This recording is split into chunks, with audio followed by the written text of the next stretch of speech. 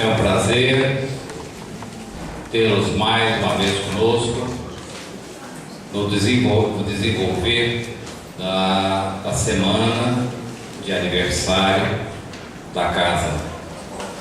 E vamos relembrar que estamos fazendo 75 anos de trabalho.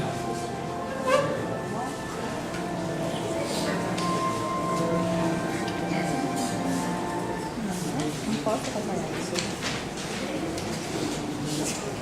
75 anos de trabalho e de atividades ininterruptos. E eu fizemos a observação que esta casa tem tido a característica do trabalho contínuo e se expandindo cada vez mais dentro de um ritmo progressivo, bastante tranquilo, bastante sereno, mas sempre em crescimento. Então, se vocês receberam um jornalzinho aí, né? Estão recebendo, pode observar que no encarte interior tem ali uma relação de atividades que a casa presta hoje, de reuniões, de grupos de estudo, né? De palestras. Então nós temos assim uma atividade bastante intensa em favor de todos aqueles que nos procuram, em favor de todos aqueles que vêm até esta casa, à procura de uma formação, à procura de um bálsamo, à procura de um reconforto, de alguma forma encontrar algo que possa lhe satisfazer as suas preocupações ou a sua interrogação, né? E é por isso que nós estamos comemorando com muita alegria esta data de 75 anos de trabalho. Hoje nós temos conosco Nazil Canarim Júnior. Ele é de Bauru, trabalha lá intensamente, não é pouco, intensamente, né? Estivemos comentando poucas vezes, nós acompanhamos pelos jornais, pela internet, né, as realizações de Bauru, e sempre normalmente está encostando em alguma atividade por ali, realizando. E nós temos ele como advogado empresarial, professor titular da Universidade Paulista, mestre e doutor em Direito e Educação. Na área da doutrina espírita, ele é diretor hoje do SEAC, Centro Espírita Amor e Caridade, que é a casa que o Richard trabalha, né? E que eles têm tanto feito por lá. É uma casa enorme, nós tivemos a oportunidade de conhecê-la e visitar algumas vezes. É uma casa enorme em termos de atividades. Hoje tem o centro principal, que vocês têm uma infinidade de reuniões lá, e sete núcleos desenvolvendo o trabalho na periferia, gente. Então é um trabalho muito bonito que eles realizam por lá. Ex-presidente da USE Bauru e palestrante, como ele próprio diz, para tudo quanto é lado, né? Aonde chamar, o Nazil se faz presente, Estado de São Paulo, fora do Estado, no Brasil afora, aí, fazendo, né? Divulgando a doutrina espírita, né? E hoje vem ter conosco com o tema a importância de servir. Vamos então, para podermos passar a palavra a ele, vamos fazer uma prece, elevando os nossos pensamentos. Primeiramente agradecendo ao Pai, agradecendo a Deus, a espiritualidade maior, pela oportunidade de aqui estarmos. Que possamos nessa noite levar daqui vibrações de paz, de harmonia e também esclarecimentos, informações que possam se fazer muito importantes na nossa vida. Rogamos em favor dos nossos lares, em favor daqueles que nos acompanham a vida, mas também rogamos em favor dos nossos irmãos mais necessitados, encarnados e desencarnados. Que Deus possa abençoar e envolver a todos no seu amor, na sua paz, na sua luz. Que assim seja. Graças a Deus. E passamos então a palavra para nós.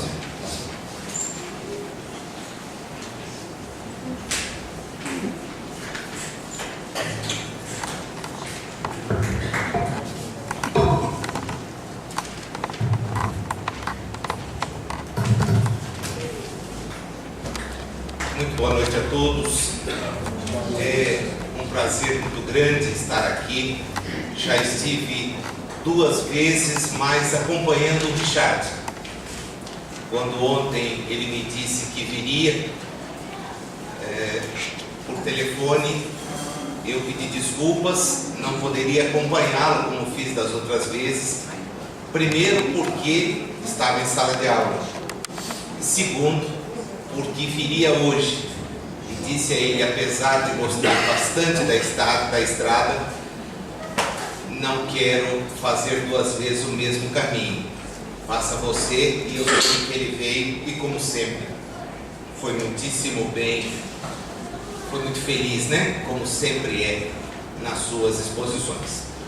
Quando a Silvia me escreveu pedindo que viesse contribuir com o aniversário dos 75 anos, ela me deu uma referência acerca do tema que seria desenvolvido no decorrer da semana: conviver e melhorar. Foi daí que me ocorreu a ideia de abordar um tema bastante interessante que está ligado à importância de servir. Para desenvolvê-lo, eu vou convidá-los a fazer comigo um pequeno passeio. Sabem vocês, notadamente os que estudam a doutrina espírita, que vários espíritos, por intermédio de médiuns extremamente confiáveis, nos dão notícias de que os apontamentos sobre a passagem de Jesus na Terra são mínimos quando comparados com a riqueza dos registros espirituais. Particularmente um destes espíritos, Humberto de Campos, que posteriormente passaria a subscrever as suas mensagens como Irmão X, faz a anotação de um episódio que é bem conhecido de todos. Eu diria que é conhecido na sua parte central, mas as 2 partes, a que introduz e a posterior, não são tão conhecidas assim. Vamos então fazer esta viagem e voltar com o Irmão X ao Templo de Jerusalém. Os registros que temos daquela casa dão conta de que ela era de uma grandiosidade que chamava a atenção. Torres aguardavam, e Jesus, por mais de uma vez, ali esteve.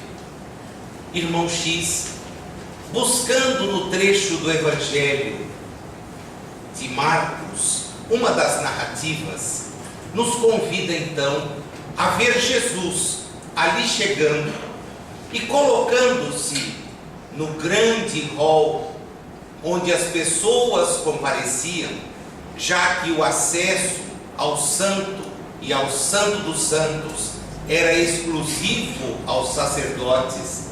Ele passou a observar o movimento das pessoas que ali estavam.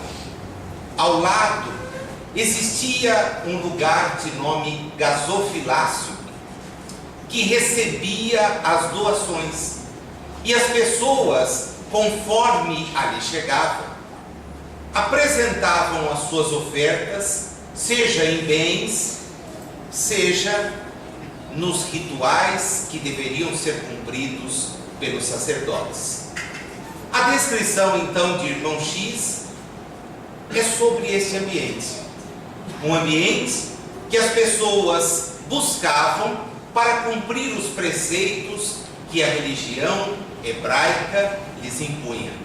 E Jesus, ali comparecendo com os apóstolos, foi postar-se longe do gasofilácio, mas nele, ou próximo a ele, ficou Judas, da cidade de Iscariote. Por isso conhecemos-lo como Judas Iscariotes. Judas passou a observar, porque era ele quem detinha a bolsa das pessoas que compareciam, a bolsa dos apóstolos, começou a observar a movimentação e rapidamente vendo ofertas generosas, buscou a Jesus para trazer-lhe as informações.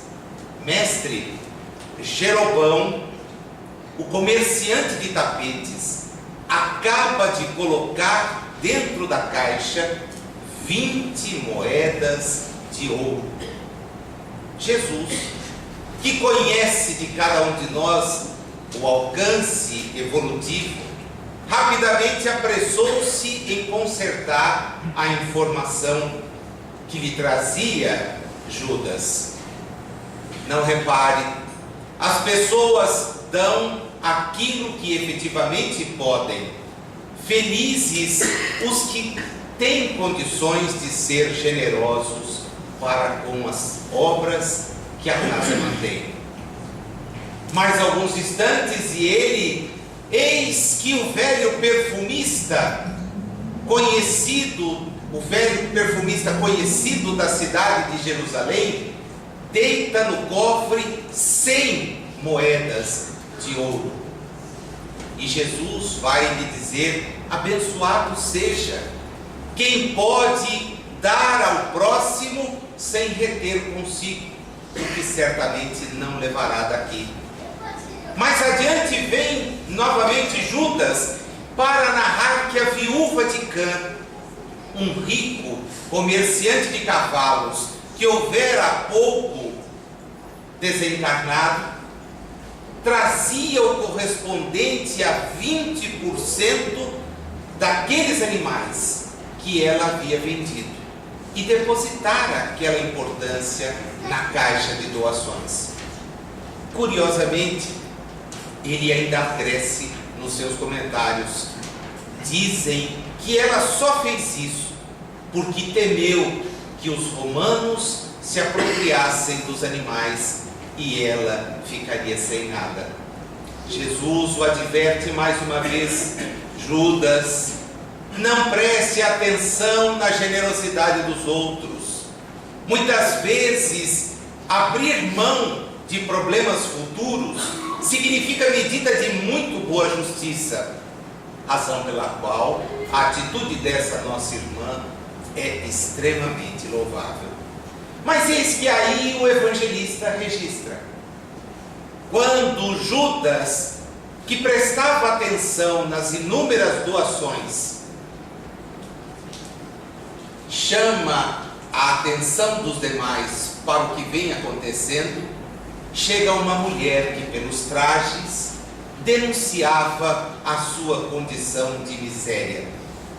Trazia o luto na própria roupa e, comparecendo até a caixa do templo, deita ali 2 pequenas moedas.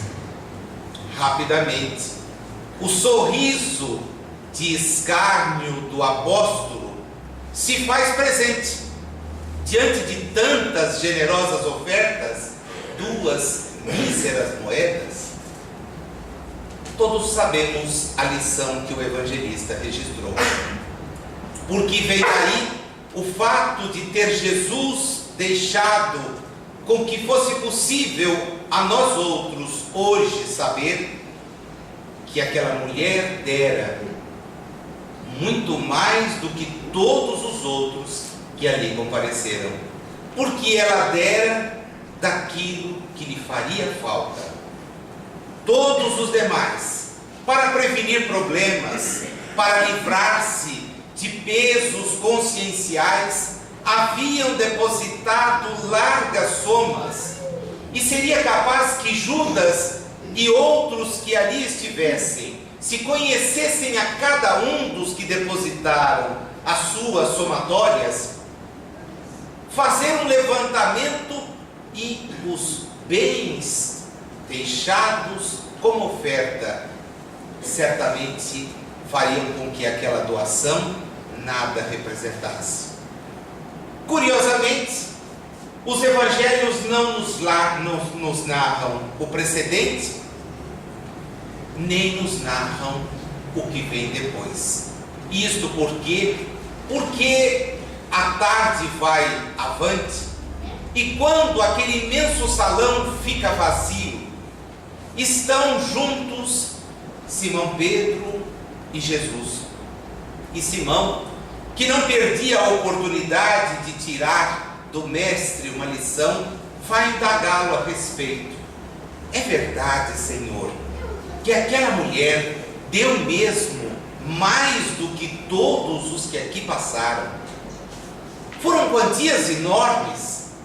Como podem 2 simples moedas merecer do Senhor esta observação?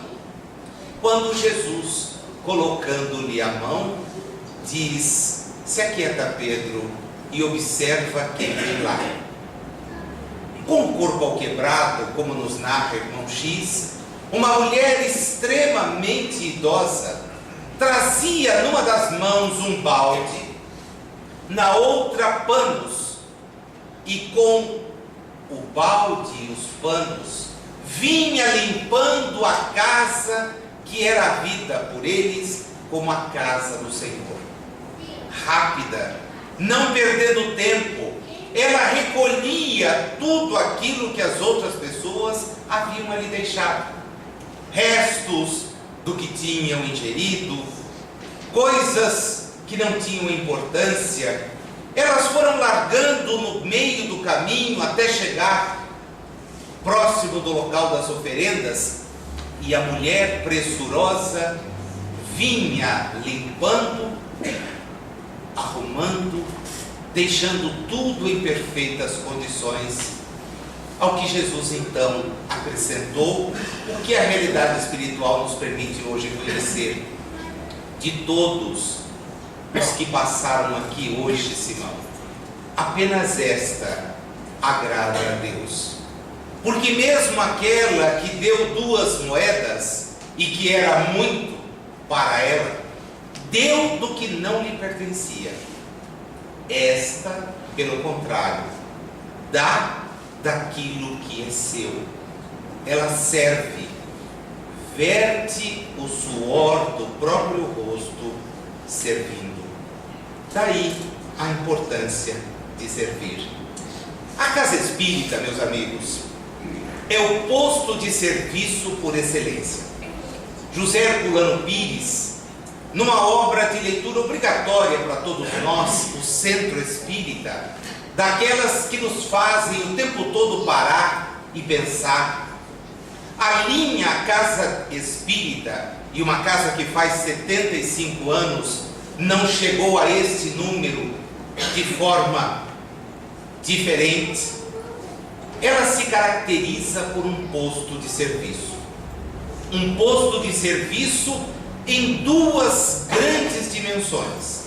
Uma dimensão de natureza material e outra de natureza espiritual.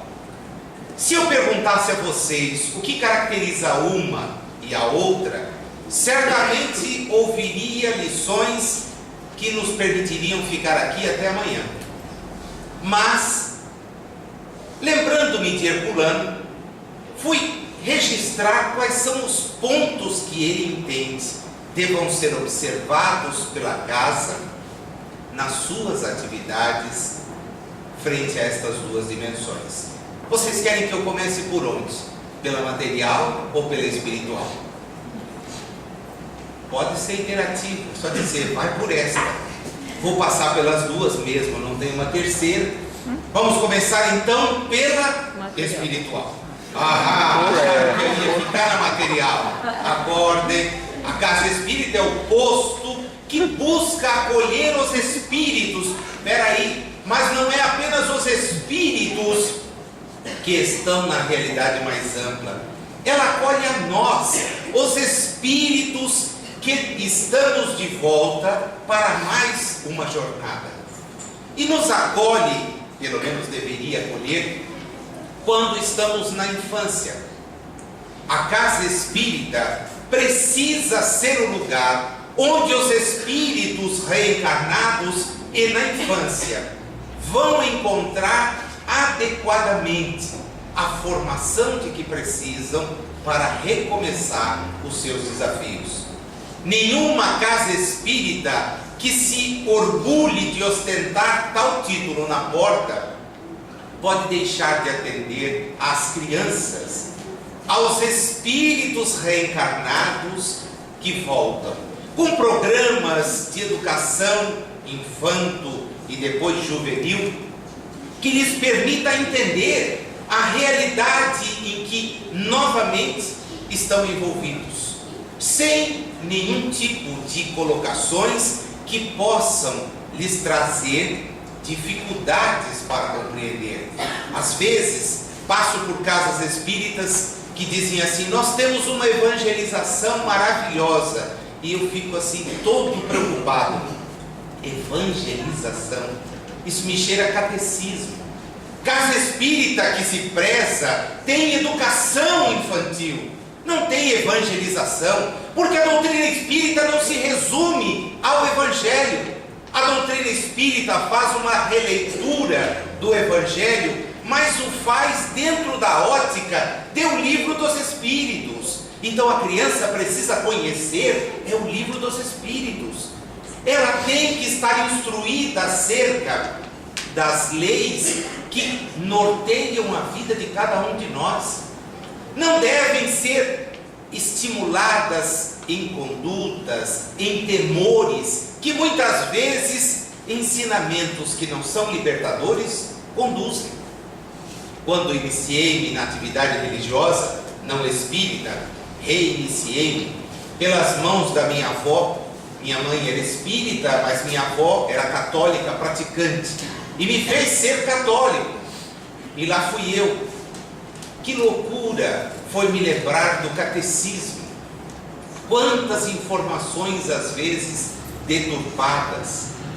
A educação de espíritos e nossos filhos, que não são nossos filhos, porque o espírito não gera espírito, só o corpo gera corpo. Nossos companheiros de jornada são espíritos, espíritos que têm as suas visões, e quando se aproximam da casa espírita e recebem informações preciosas, eles têm um novo sentido para a própria existência. Num mundo que nos conduz a todos ao materialismo, falar de coisas espirituais para as crianças é semear em razão do amanhã. Mas não basta só atender a criança. A casa espírita que atende bem a criança, não resta dúvida, terá uma mocidade fantástica. Se falha a mocidade, não resta dúvida que falhou a educação espírita. Não foi educação, talvez tenha sido aquela famigerada evangelização, em que o sujeito aprendeu tudo errado a respeito do que é efetivamente o conteúdo da doutrina. O jovem dentro da casa espírita é alguém assim fantástico. Lá na nossa casa em Bauru, eles estão com algumas campanhas que são assim surpreendentes. A do abraço grátis, que eles dão para todo mundo que sai do salão, forma uma fila imensa. Estão lá os moços com aquela tabuletinha, abraço grátis.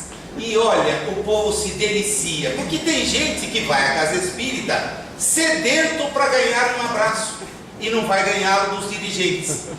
Os dirigentes estão sempre ocupados. A pessoa chega, vai embora, e lá estão os moços abraçando. Junto, é verdade, eles vendem uma pipoca, tá? Mas primeiro você ganha o abraço, depois, se quiser, vende a pipoca. Foi a maneira que eles encontraram para manter as suas próprias tarefas.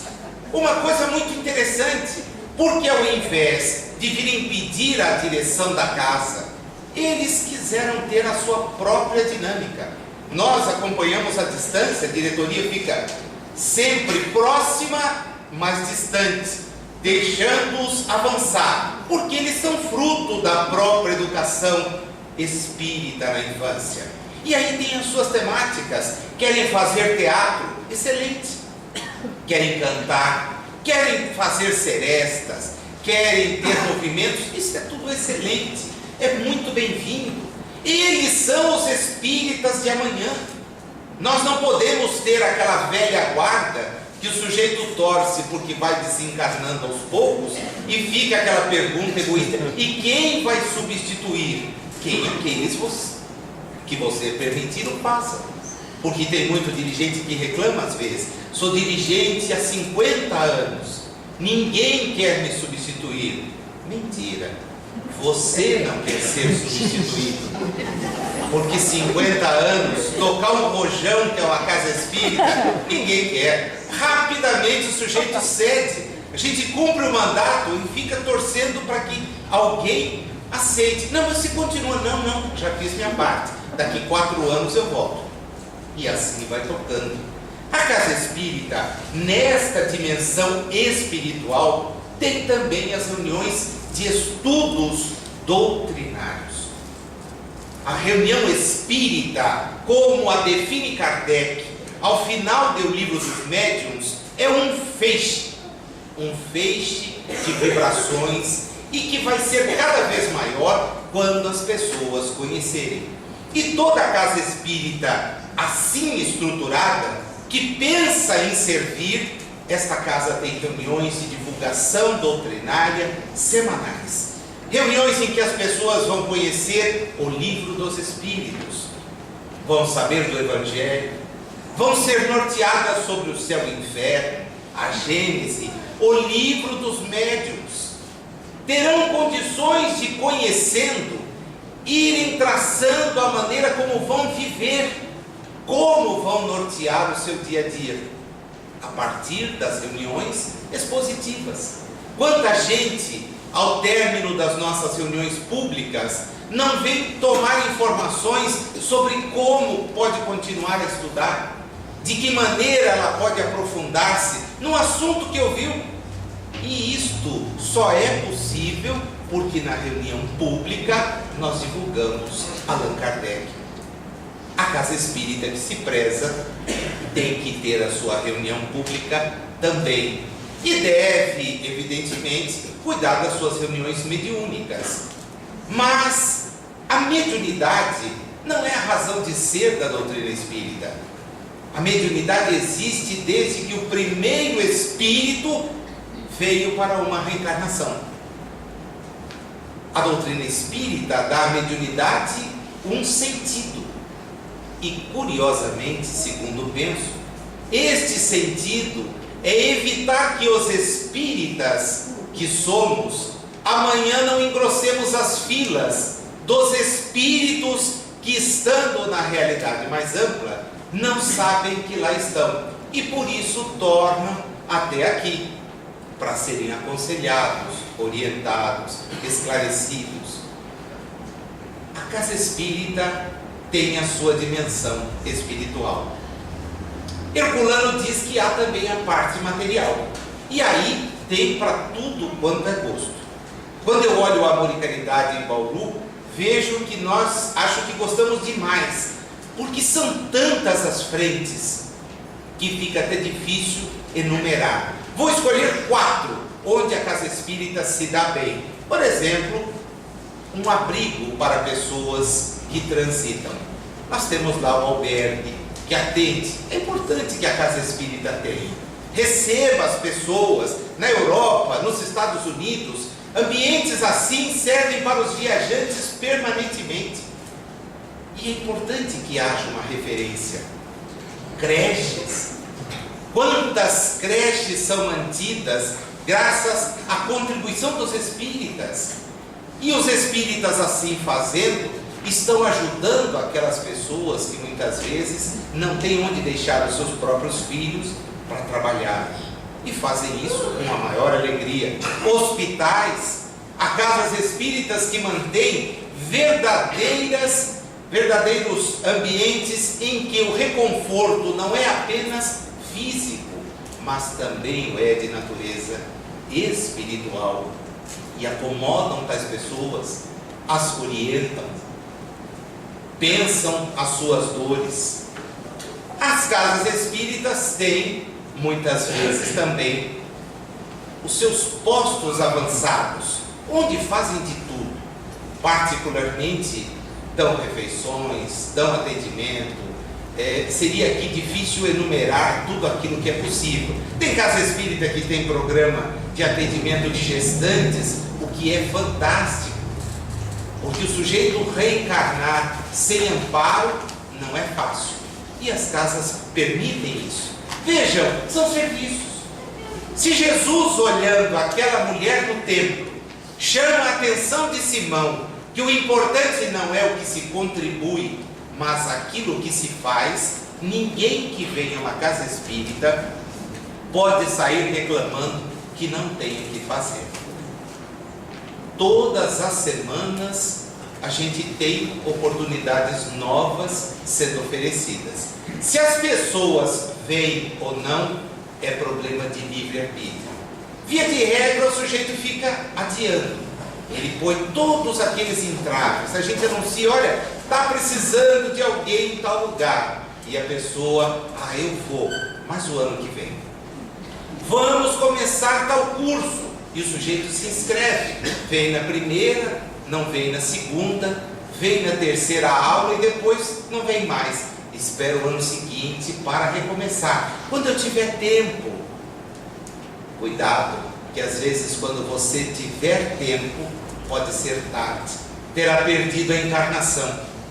Numa dessas falas, convidando as pessoas para vir, eu atendi uma pessoa, lá é comum, as pessoas procuram para conversar. A casa que tem o Richard, vocês imaginam que vai de gente querendo conversar. E eu me lembro de uma mulher que me pegou pelo corredor, se eu precisava falar com você. Eu falei, tudo bem, eu tenho palestra para dar, depois da palestra a senhora pode falar comigo. Não pode ser agora? Não pode, né? Eu tenho que fazer a exposição, mas você só fala depois. Sim, na segunda meia hora, mas a primeira meia hora eu não vou ficar ouvindo ninguém. Deixa eu ir lá, depois converso. Pô, passou, eu achei que ela ia embora, já tinha sido mal educado, né? Ou não tão bem educado como ela gostaria. Faltou com a caridade. Não, a caridade é ordeira. Primeiro eu tinha um compromisso com toda aquela gente, depois atenderia. Mas ela estava lá, firme. Olha, eu vim aqui porque eu estou com um problema. Eu falei, puxa, que bom. Aqui a gente quase não atende ninguém com um problema. Se a senhora traz um, eu vou pensar. Porque todo mundo vem à casa espírita pelo amor. Aqui em Marília, assim, é ótimo. Não pela dor, né? Se dependesse da vinda, se tudo estiver bem, ninguém vem, né? O sujeito, tanto é verdade que quando ele tem alguma melhora, some. A gente sabe que não está bem porque ele volta, né? Daqui uns 2, 3 meses está lá de volta. Parece que voltou tudo. Sim, claro. O problema está em você, não está fora de você. Mas ela sentou e disse assim, eu vim até aqui porque eu sou uma pessoa muito doente. Pois não. E eu queria que o senhor, olha, deixa eu resolver uma coisa para a senhora. Eu não conheço nada de medicina, né? Então, se a senhora tem algum problema de saúde, eu recomendo que a senhora procure um médico. Mais um, falei, evidentemente, eu não sou médico, né? Nesta encarnação, vim para outro lado. Richard disse que já foi médico, eu não me lembro. Me lembro de encarnações em que tive outro tipo de atividade. Medicina, não. Mas ela disse, eu tenho um problema muito sério com enxaqueca. Pois não. E tomo remédios fortíssimos para enxaqueca. E esses remédios me dão problema no estômago. Porque o senhor sabe, a absorção pelo estômago é muito difícil. E eu agora também tomo remédio para o estômago. Pois não. E tem um problema de fígado. Eu falei, é óbvio, quem toma muito remédio intoxica. O senhor sabe disso? Deduzo automaticamente que a senhora tem problema sim. E tenho mais. Eu falei, o que mais? Ela falou assim, agora eu não durmo. Eu falei, não é por causa do horário dos remédios. Não, não. É porque os remédios não me deixam dormir. E eu não sei mais o que eu faço. Eu falei, o que a senhora faz da vida? Eu fico em casa, cuidando dos filhos. Ah, sim. Que idade tem os seus filhos? Aí ela me disse a idade. Eu não vou repetir para não ficar chato, né? Porque nessa idade eu já cuidava da minha casa, não era cuidado por ninguém. O fato é que estavam os dois marmanjos, né? Eu falei, mas eles moram com a senhora? Não, ficam longe. Mas quando eles vêm, quando eles... E o seu marido? Ah, meu marido é tão doente como eu. Que neurose impressionante, né? Eu não sei o que eu posso ajudá-la, porque eu não sou médico. A senhora já procurou receituário homeopata? Ela saída, né? assim, não, homeopatia no meu caso não tem efeito nenhum. É verdade, o seu caso deve ser mesmo para a gente pedir a desencarnação. Mas como vai ser chato pedir agora, vamos lá ver o que eu posso ajudar. E aí pensando, né, na casa espírita, a vantagem é que a gente consegue não só pensar junto, mas pensa coletivamente. E aquela sugestão claríssima: convide-a para trabalhar. Por acaso a senhora teria tempo para fazer algo em benefício dos outros? O senhor tem a coragem de vir pedir para eu fazer alguma coisa para alguém sofrendo como eu sofro? Eu falei, exatamente. Se a senhora sofre, a senhora já imaginou bem o que a senhora pode fazer dizendo para os outros que uma pessoa que sofre largou dos sofrimentos? Não tem a menor condição. Mas o que a senhora acha que eu devia fazer? Aí a gente apela, né? Eu não, os espíritos acham que a senhora podia ajudar numa casa de sopa. O que é isso? É uma coisa light. Casa de sopa é tranquilo, a gente nunca diz o que é, né? A senhora vai para um lugar sossegado. Onde a senhora mora, localizei, como a gente está em 8 pontos da cidade, localizei próximo. Falei, a senhora não quer ajudar na casa tal? E eles fazem sopa.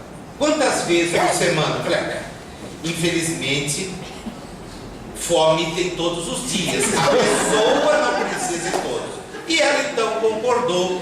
Eu chamei a encarregada da casa e disse, olha, está aqui uma irmã que pode ajudar muito. Ela tem muita vontade de ajudar, tá? Você a receba de coração, agora prepare os ouvidos porque vem reclamação. E ela então pediu um tempo e depois foi lá. A casa de sopa, né, para quem nunca viu, é uma coisa assim bem tranquila. Você primeiro vai arrumar os mantimentos, né? Depois você lava e descasca. É coisa tranquila, 100, 150, 200 pessoas para comer e só voluntários fazendo aquilo. Picar cenoura miudinha, porque se for muito grande, às vezes o camarada reclama. Batata e tudo mais.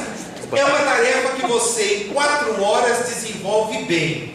Vai descansar em casa, porque as 4 horas ali é um ralo só. O sujeito sai torto. E eu esqueci, confesso para vocês que esqueci. A minha vida é bastante atribulada, felizmente. Esqueci-me da mulher. Alguns meses depois, não sei se 3 ou 4, de novo a abordagem na escada. Eu precisava falar com você. Falei, olha, depois da palestra. Ah, não, já sei, eu vou esperar. Ótimo. Eu vim aqui para dizer para você o seguinte: estou na casa de sopa. Que bom, ótimo. Mas estou na casa de sopa daquela vila e de mais 2. Eu não acredito. E o remédio? Ah, você lembrou? Lembrei, claro. Você leva junto? Como é que toma? Como é que controla? Está dormindo? Não preciso de mais nada daquilo. Como é que é? Conta que essa história eu quero saber. Agora eu tenho interesse. E ela então me contou. Nasceu depois que eu passei a servir, eu mudei a minha maneira de ver a vida. E eu disse, eu vou usar seu caso e vou contar para todo mundo. Pode, só não diz meu nome. É claro, vou dizer seu nome, imagina, né? Nem vou dizer, agora fica difícil, porque todo mundo que te conheceu, principalmente aqui em Bauru, sabe que você era a rainha do remédio.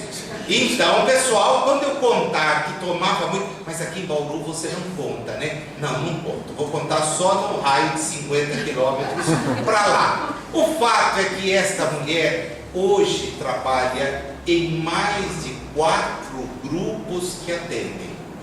Está lá radiante e está arrastando o marido, porque o marido percebeu nela a mudança. Isto é um problema sério. As pessoas vêm no centro, e não sei se aqui reclamam, por que o meu marido não vem? Por que a minha mulher não vem? Será que é karma? Não é karma, não. É que o sujeito não vê em você nenhuma mudança. Consequentemente, ele não virá. Ele vai ficar em casa, ou ela vai ficar em casa, sem ter percebido que o centro espírita fez alguma diferença. Para o marido dela fez. Porque ela percebeu que aquela mulher preocupada, neurotizada, com problemas que não conduziam a nada, porque não servia, ou servia de maneira equivocada, descobriu na caridade, no fato de poder estar ao lado de alguém que sofre, ajudando, o melhor remédio para os seus problemas. E ela então se realizou. Quando o sujeito quiser trazer alguém para a casa espírita, leve em conta isso. Que mudança você implementou em casa para que as pessoas se sintam atraídas? Eu costumo recomendar, e não sei se posso fazê-lo aqui, que você adote condutas que comumente não adota. E com isto, demonstre a sua sinceridade. Aqueles que estão com você vão querer vir. É possível que no começo isso traga alguma desconfiança. Me lembro lá de um dos nossos amigos bem próximos que passou a servir o café na cama para a esposa. Levantava mais cedo e servia o café. E ela foi categórica. Abre o jogo. Você tem uma amante. Porque só quem tem amante agrada a mulher assim. Não tenho ninguém. É que eu estou indo lá no centro e o Nazil, preciso conhecer esse sujeito.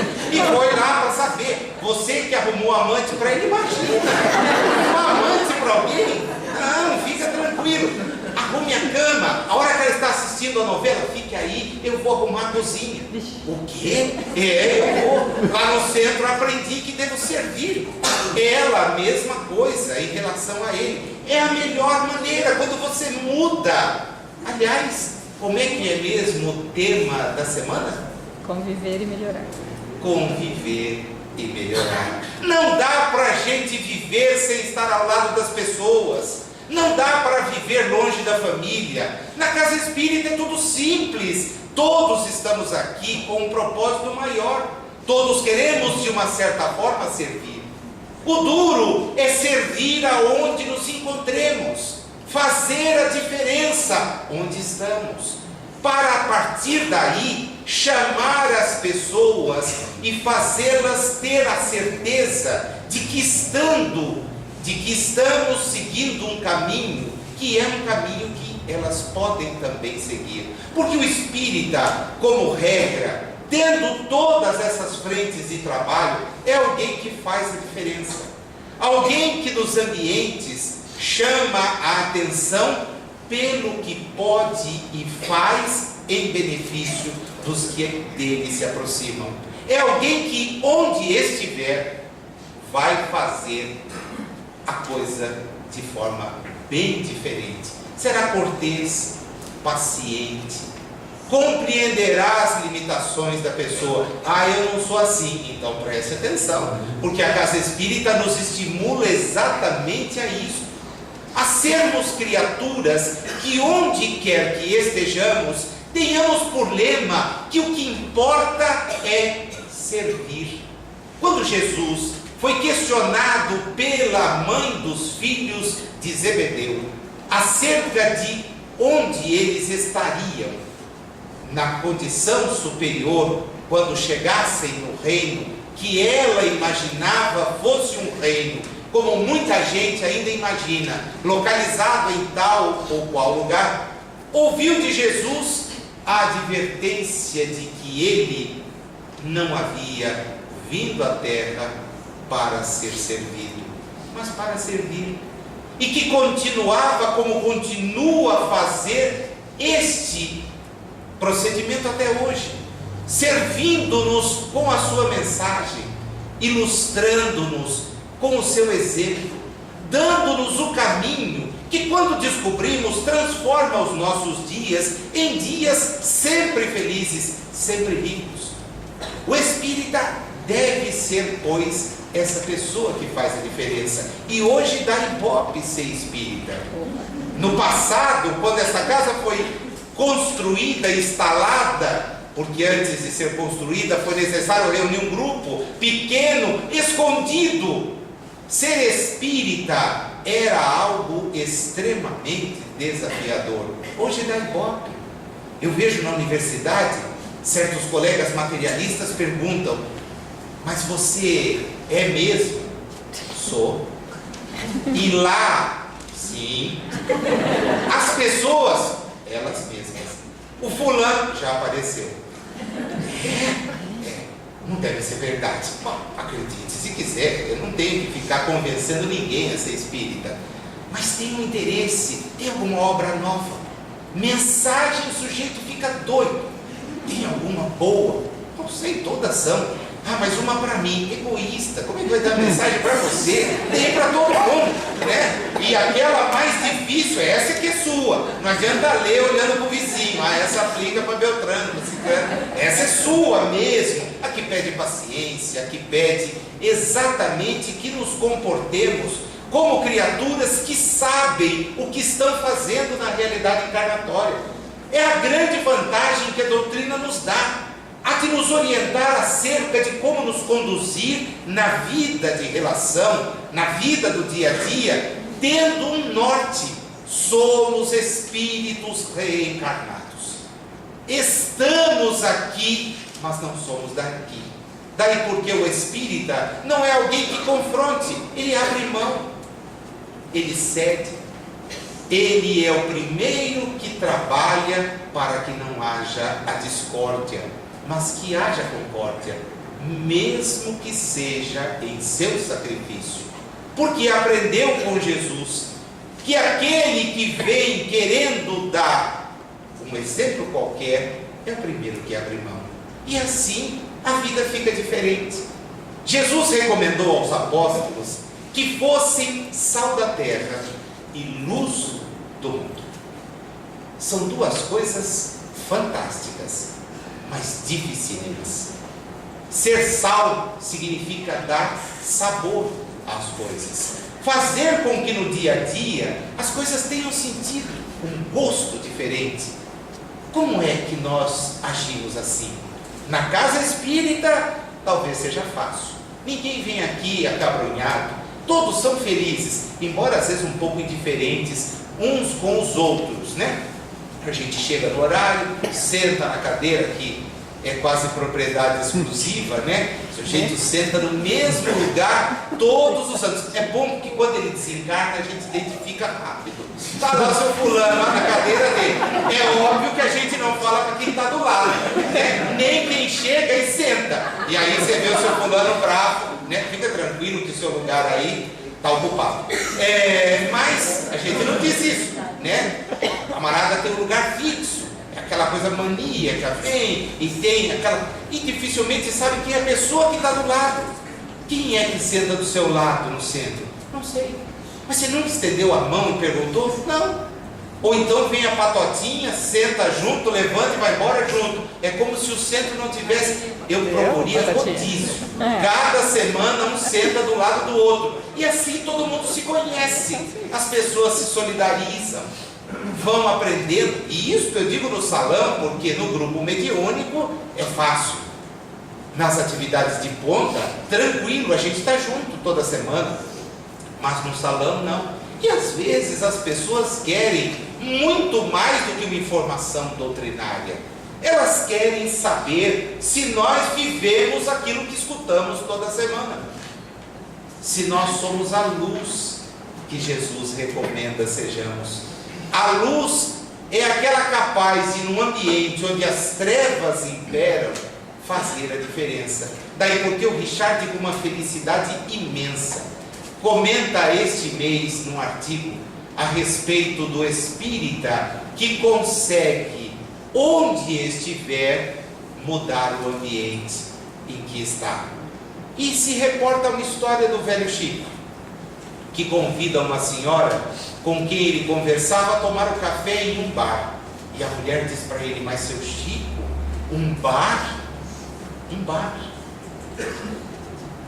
Eu vou onde for e permanecerei sendo eu mesmo onde estiver, de maneira que posso estar num bar ou em qualquer canto e serei aquela criatura que tem princípios que a casa espírita nos faz interiorizar e nos convida permanentemente a reproduzir. O espírita então não é alguém do tempo, e a gente entende por que é que Jesus então chamou a atenção de Pedro. Toda aquela gente que comparecia à casa religiosa de Jerusalém ia para cumprir uma obrigação. Muitas vezes nós também comparecemos às escolas religiosas, aos templos, aos centros, achando que cumprimos uma obrigação. Nos comportamos como alguém que vai, e fomos talvez estas mesmas criaturas nas últimas encarnações, apenas para aliviar a consciência. É um descargo de consciência. E o sujeito vem, participa, sorve alguma coisa, se tem água magnetizada ele toma, se tem passe ele se candidata e depois vai embora, cumprir minha obrigação, semana que vem eu volto. Não é este o ensinamento da casa espírita.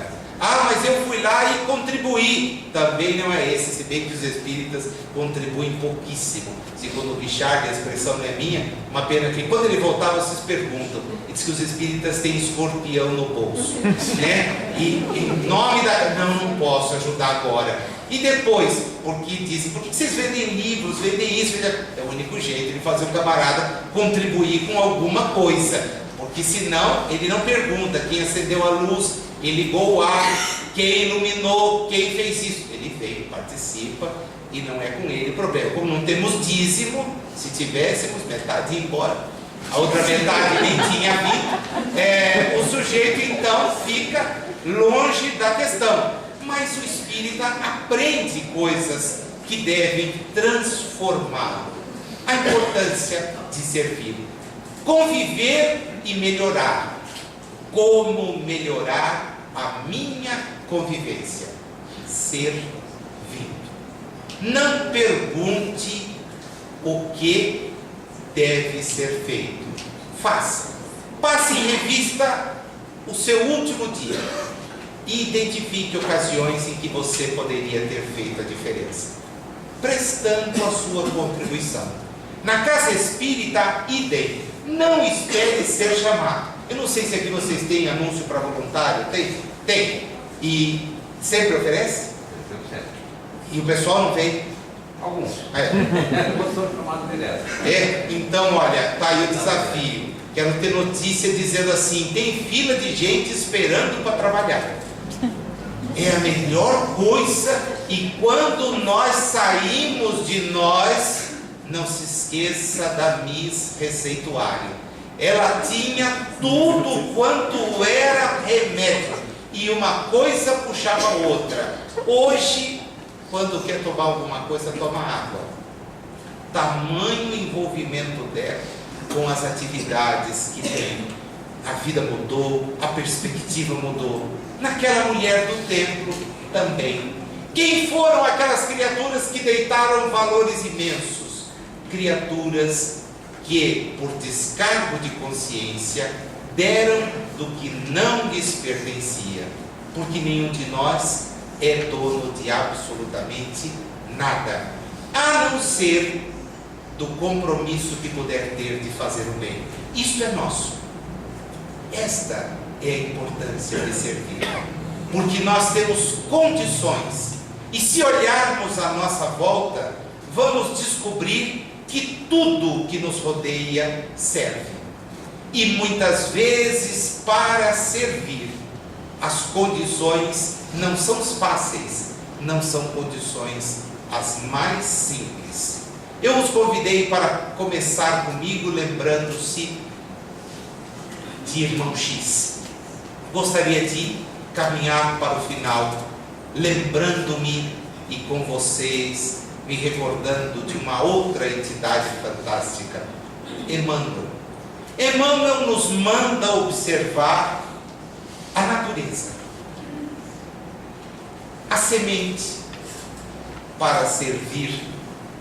A semente é depositada na cova, coberta, sofre, rompe atraída pela luz solar, motivada pela irrigação, e se converte na espiga do trigo. Que belo! Quando atinge o ponto da maturidade, é levado a servir no moinho, onde triturado, moído, se converte na farinha. Mas a farinha vai instrumentalizar o pão. E o pão, antes de ser conduzido ao fogo, é sovado, batido, para que possa crescer mediante a aplicação do fermento. E eis que vai ao fogo, para em alta temperatura vir até cada um de nós, e nos dar forças para seguir a jornada através da alimentação. Uma simples semente serve. Não sejamos nós aqueles que queiram ser servidos, mas sirvamos também. 75 anos são um prenúncio de que esta casa tem solidez para encarar outros tantos aniversários de 75 anos, a depender daqueles que ela frequenta. Aliste-se, seja um contribuidor efetivo, procure saber aonde a sua participação pode fazer a diferença. Não espere ser chamado, recorde-se, você tem condições de estar ao lado de alguém que está em situação muito mais precária do que a sua. Os seus problemas, ora, os seus problemas são os problemas que todos temos, os que somos espíritos em processo evolutivo. E se queremos efetivamente fazer com que a doutrina espírita entre em nós, porque às vezes é fácil entrar na doutrina, mas é importante reverter, como nos lembra o Divaldo, ela deve entrar em cada um de nós, deve fazer parte do nosso cotidiano. Aliste-se, vá contribuir, convivendo, melhorando e tendo a certeza que através do serviço nós podemos ser úteis. Muito obrigado pela atenção e por terem me permitido, em alguns poucos minutos, servi-los.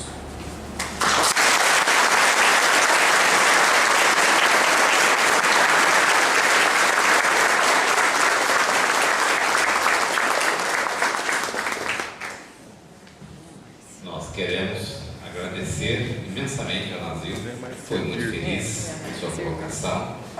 É um tema que de vez em quando nós lidamos, porque o importante do servir realmente não é exatamente a casa, mas principalmente nós. A grande oportunidade que a espiritualidade nos dá é para nós. Então nós melhoramos, servindo, colaboramos, nos equilibramos, nos resolvemos internamente e nos sentimos úteis. Nos sentimos úteis. Eu acho que esse é um sentimento que nada substitui, né? Saber que eu posso fazer e não ficar esperando que os outros façam por nós. Por isso agradecemos muito ao Nazil pela sua colocação, que vem nos trazer esse manancial de reflexões para que nós possamos dar uma condução ideal para as nossas vidas. Tá? Não é para o centro espírita, não. É para as nossas vidas, né? Então nós vamos passar agora a palavra para a Márcia. Ela quer fazer um convite, depois eu fazer o encerramento. Boa noite. Boa noite. Nós estamos aproveitando pelo 5º ano seguido, né? Aproveitando a semana de aniversário do centro, para lançarmos a sacolinha de Natal. Muita gente aqui já conhece, nós já, como eu falei, já estamos no 5º ano. Sacolinha de Natal, gente, a casa, ela assiste 130 famílias carentes, tá? Todo fim de semana elas recebem sopa, nós damos uma palestra aqui para eles levam comida para casa, café da manhã, e as crianças vão para a salinha de evangelização, eles têm corte de cabelo, tem assistente psicológico, nutricionistas, né?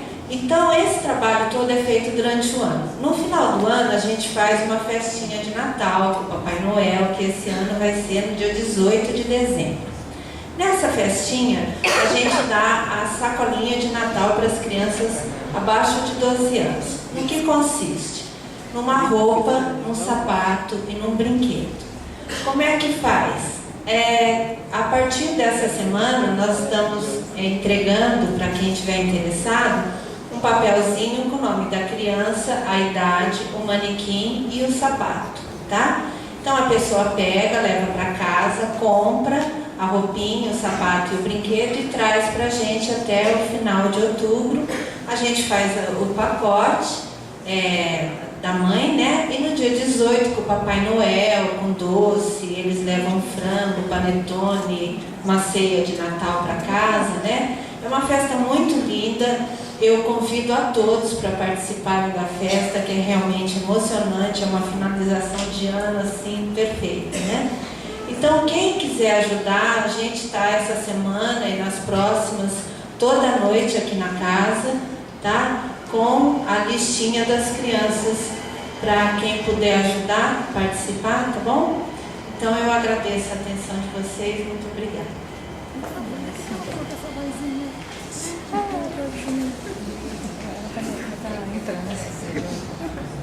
Vamos então encerrar pelas atividades da noite com uma prece, agradecendo ao Pai, agradecendo a esse Deus magnífico, Pai de todos nós, que nos ampara em todos os momentos, que nos auxilia nos nossos caminhos, dirige os nossos passos.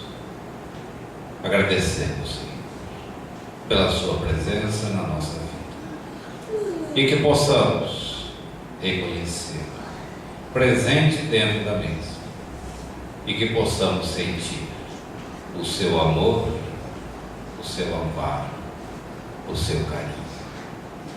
Mas pedimos, Senhor, em favor daqueles que também convivem conosco, dos nossos lares, dos nossos trabalhos, das nossas atividades gerais, mas também lembramos dos irmãos necessitados, aflitos, doentes, desequilibrados, transtornados, em todos os recantos desse mundo, encarnados e desencarnados, que possam eles também, Senhor, sentir a sua presença, sentir o seu amor, sentir o seu envolvimento, e que se sintam então reconfortados, fortalecidos para continuarem a sua trajetória, continuarem o seu caminho. Que assim seja.